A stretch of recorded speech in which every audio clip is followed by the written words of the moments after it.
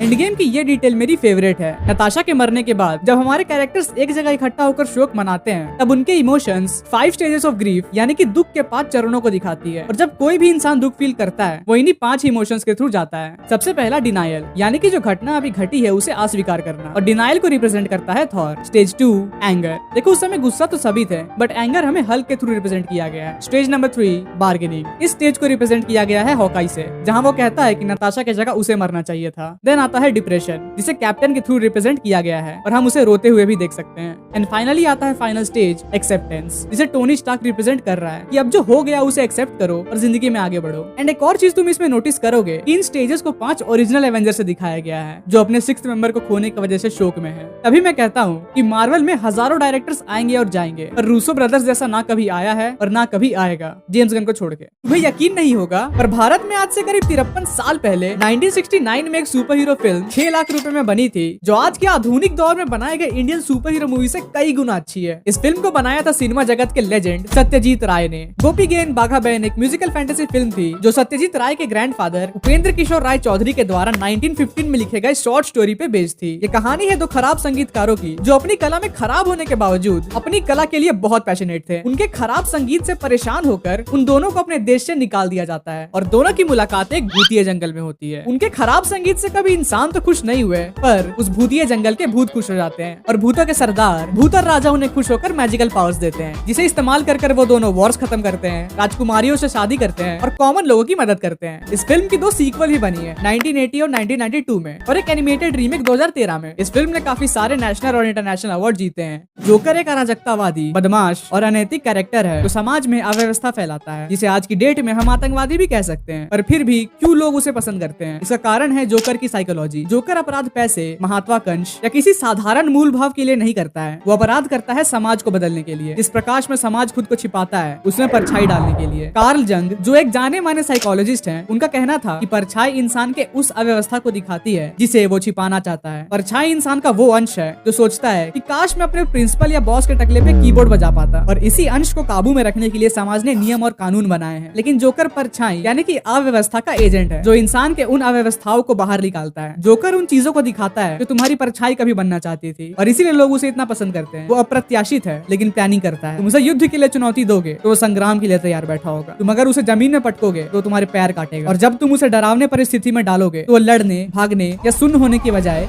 वो हंसेगा।